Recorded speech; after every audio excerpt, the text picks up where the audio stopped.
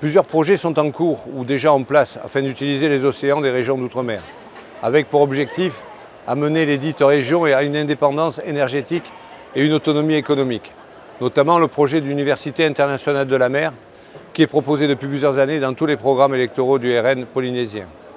Ce projet vise à créer une université de la mer permettant d'exploiter les richesses des fonds marins. Il s'agirait de former des jeunes des étudiants locaux, ingénieurs, biologistes, techniciens, voire même des juristes, afin qu'ils puissent étudier toutes les ressources énergétiques de ces océans, dans le but de donner une indépendance économique à ces régions ultramarines. Les brevets déposés devraient appartenir à ces dernières et être exploités afin d'apporter des ressources économiques ainsi que de nouveaux emplois en outre-mer. Ils sont souvent oubliés par le gouvernement central. D'autre part, les bateaux océaniques venant étudier nos fonds marins pourraient être visités et contrôlés par nos jeunes techniciens et biologistes, afin de connaître les raisons réelles des études de ces bateaux bourrés de technologie. Pour exemple, la richesse de la Polynésie française, se trouvant dans l'océan, que nous appellerons or bleu, pourrait être davantage exploitée, tout en préservant la biodiversité sans la dégrader par des recherches abusives. De plus, les îles qui composent les régions d'outre-mer, étant isolées géographiquement, il faut trouver des solutions pour produire de l'électricité à partir des ressources à disposition, c'est-à-dire le solaire et les énergies thermiques des mers. Des projets innovants voient le jour actuellement, indépendamment des ressources solaires. Premièrement, le Seawater Air Conditioning, SWAC, qui est un système d'alternative au système de climatisation connu pour les bâtiments et qui consomme beaucoup moins d'électricité que ces derniers. Exemple, l'hôpital de Tahiti qui fonctionne depuis quelques années avec un système SWAC. Ce système permet d'utiliser l'eau froide, environ 3-4 degrés, puisée dans la mer à plus de 800 mètres de profondeur, qui refroidit des plaques en titane avant de retourner dans la mer par un système de thermosiphon.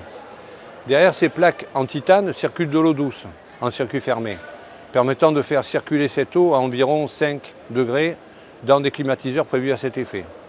Cette eau glacée qui est en mesure de climatiser des bâtiments comme par exemple des hôpitaux, des petites usines ou des communes se situant dans les zones proches de la mer. Pour exemple, l'atoll de Tetiaroa ex-Brando fonctionne quasiment dans sa totalité par les systèmes solaires et SWAC, sans compter la récupération de quasiment tous les déchets afin d'en faire soit des composts avec des matières organiques, soit des routes avec la récupération du verre transformé en billes pour matériaux d'agrégat.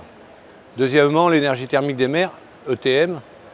Il s'agit là de puiser l'eau à la surface des mers chaudes qui se situent aux alentours des 24 degrés tout au long de l'année et de la faire passer dans une installation qui est positionnée directement sur les récifs pour la transformation.